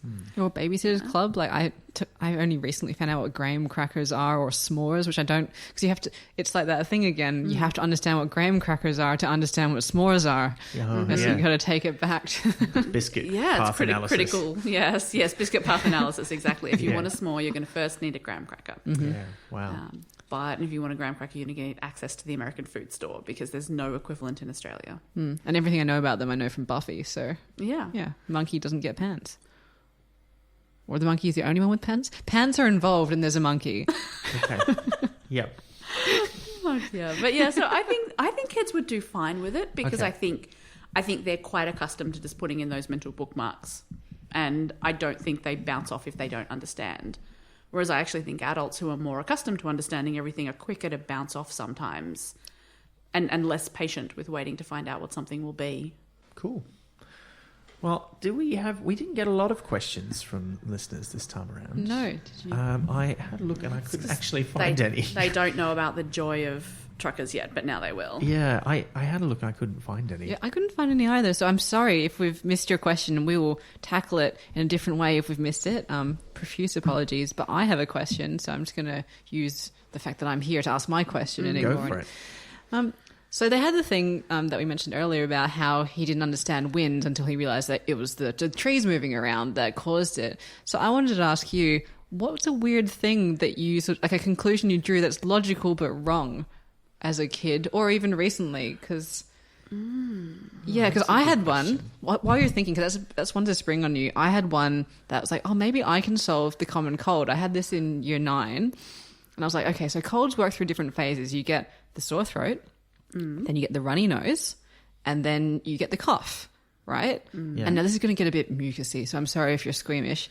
But I thought, okay, so the sore throat is scratchy, and it goes away when the phlegminess happens. So it's almost as though the phlegminess is there to like quash the fire of the sore throat. So if you can find an alternative way to quash it, then you can just stop it at the sore throat phase and it won't progress. Oh, and the phlegm won't come. Yeah, because it won't need to, because the problem's been solved. It's like... That is completely gnomish thinking. Yeah, so I was like, okay, so it's like sending the fire department, but you've already put it out the thing. So I thought that was how you could cure the common cold. I then subsequently went to medical school and found out that was wrong. So that was a good 4 years of my life to find that out. But so that's mine. Did you have any? No, you're right, because they do have stuff like, and I don't think we talked about it on mic before. I think I was saying it off mic, but this idea they have that Masklin never understood wind until he realised the trees were causing it. And someone else says to him at some point, so the sun is up during the day and the moon is up at night. Yeah. Why would you not have the sun up at night when it's darker and it would be more useful? Yeah. And I thought you've both fundamentally missed an important fact here, but also I totally get what you're saying. Yeah. I don't know if I do have... I'm sure I did have them, but I can't think of one. I mean, I had weird things about not understanding how words were pronounced. That's exactly what I was just thinking. It took me until my 30s to find out how you said segue. Oh. How are you saying it? Sieg, like rogue. Ah. Yeah. Well, that It's the makes same sense. spelling pattern. I don't think this is on me. Yeah, I had barred chips. Like, I didn't realize they were bark chips. I'm like, barred chips. That makes sense. But, like, they're chips of bark. So that makes more sense. Yeah. Yes. I remember when I first saw the word stomach written out, I misread it and I just pronounced it Scotchmer for like ages Scotch. when I was a kid. I don't know why. I just didn't understand it. But it sounds better. Like Oh my a God. Scotch So- meringue. Yeah. There was a fantastic piece on All Things Considered about stuff people believed until they were grown-ups, and my absolute favourite was a woman who, she began her story by saying, like, what you need to understand about me is I'm not stupid. And she sort of laid out her life so that you would understand she was, you know, an educated college graduate who sort of was relatively together in all other parts of her life, and you know, she didn't believe this thing her whole life because she was totally sheltered from all sources of information. But until she was at university, she thought that unicorns were real and that they were African animals. Because she's looking at all of the other things that have antlers and horns in Africa. And she's like, there's a rhino and there's lots of different types of, you know, antelopes and other things that leap. And there's many things that have horns on their head. And then there's zebras in Africa as well that look like horses. And she thought a unicorn was some kind of African animal. Did you think they were extinct? No, she thought Wow. they were in Africa now running around and you could go and see them. Wow. Yeah. And she said she found out that that wasn't the case halfway through a group conversation in a party in college, when it became apparent to her and everyone else in the conversation that she believed this thing and that it wasn't true. Wow. I guess that does happen a bit. Like, university teaches you things that beyond your degree. Right. Because Most of the important things were actually not the things that were in my degree, to be honest. I had a friend who is also so very smart, and she's just gone on to do so many great things. But in university, we were having a conversation, and through it, we realized that she thought that ATMs worked because someone was sitting in there putting the money. Aha. Oh, no. She's like, oh, what about public holidays? And we're like, what? What about toilet breaks? They're about the right size for there Sure to to be be like, a booth. Yeah. Why wouldn't you just talk to them? It'd be quicker than typing in the numbers. maybe because that's the joy of an ATM, or like a checkout at the supermarket. It's like a self-checkout. You don't have to people if you don't want to. Okay. Yeah, I guess so- that makes sense. Oh, and the PIN for verification also. You know, much easier than IDing yourself. Yeah, true. I'm going to think about that now when I use an ATM. because it's the Me right imagining size. a little person counting out my money and feeding it through. Yeah. Oh, I'm sorry I don't have a better one. That's okay. I asked you a tough question off the cuff, so if you Yeah. think of one later, we can put it up on the Twitter. And if any listeners have got one that they'd like to share with us on the social media, we'd love to hear from you. You can tweet it with the hashtag PratChat9, which is the hashtag for discussion of this episode and for truckers. And really, that kind of brings us to the end of the episode. Amie, thank you so much for being here. Oh, thank you for having me. What fun. You've been a wonderful guest. Now, you've got lots of books that are out. And we I do. kind of, we won't go list them all. Heavens no. But we were trying to figure out which ones we think the listeners might be most interested in. For adult Pratchett readers, you were thinking the Illuminae files? I think so, yeah. So the Illuminae files, we like to describe them as sort of Battlestar Galactica meets 10 Things I Hate About You. So sort of snarky teenage love story in space. And they are completely alternate format. So it's sort of like a found footage book. Everything in it is a blueprint or an instant messenger chat. It's, you know, drawings and pictures, and you sort of have to work out what's going along as you read. So it's, I guess, in the same way as a Pratchett book expects you to do a bit of work, this one certainly does too. Yeah. So, yeah. And I read the first one and it was amazing. I can't wait to read the other two. Thank you. But we were talking about if there are any parents of middle grade readers or even middle grade readers listening. Hello, welcome. You have written for middle graders as well. Yeah, absolutely. If you know a young reader who liked truckers, then yeah, the book I've written for that age is called Ice Wolves. It's the first in a series. And it's got twins, shapeshifters, wolves, dragons, magic, adventure. It's Everything. set, yeah, it's set in a fantastical world, sort of a little bit inspired by Iceland. meaning I got a tax-deductible trip to Iceland to research. I mean, that was a happy result rather than an end goal. But Right. although if I'd known how lovely Iceland was, it might have been the end goal from the beginning. Yeah, amazing. But yeah, that's certainly where a lot of my thoughts about writing for that age group have come from. Okay, great. Well, definitely you should check out Amie's books, both ones that you've written by yourself and with others. And with co-authors, yeah. Illuminae is written with the very talented Jay Christoph. And it's just like Pratchett, you don't just write by yourself. No, absolutely. I love co-authoring. And I think actually Terry Pratchett was probably my first introduction to that idea. I think Good Omens is the first book I consciously remember reading, having encountered both of the authors and seeing a blending of styles and understanding what that was. Yeah. Yeah, I'm looking forward to when we cover that book. But it is not the next one we are covering. In fact, Liz, what is the next book that we're talking about on next episode of Pratchett? It is Moving Pictures. Yes, it's time to go to the movies on the Discworld. Look, we are in the midst of confirming a fantastic guest, but we have not confirmed them yet, so we won't say who they are. But it's going to be great. We look forward to having you back then. And we just like to thank everyone who's been spreading the word for the podcast, sending us in questions. Not that you did that this episode, but we trust that you will next time. And we'll get over it eventually. Yeah. Maybe. And until we see you next time, may you keep trucking along. And may you stay out of the path of prices slashed. Yes, in the name of Arnold Brothers S 1905. Yeah. Nome is where the heart is. Everything must go. Including us. You've been listening to Pratchett, the monthly Terry Pratchett Book Club podcast with Pratchetters Elizabeth Flux, Ben Mackenzie, that's me, and guest Amie Kaufman. Pratchett is produced and edited by me, with music by David Ashton of Sample and Hold Studios. We'd love to hear from you. You can find us on Twitter, Instagram and Facebook at Pratchett Podcast or on the web at pratchettpodcast.com. Join the conversation for this episode using the hashtag Pratchat9. Pratchett is brought to you by Splendid Chaps Productions. We make entertainment for your ears, like the Doctor Who podcast Splendid Chaps and time travel comedy series Night Terrace. To find out more, visit splendidchaps.com.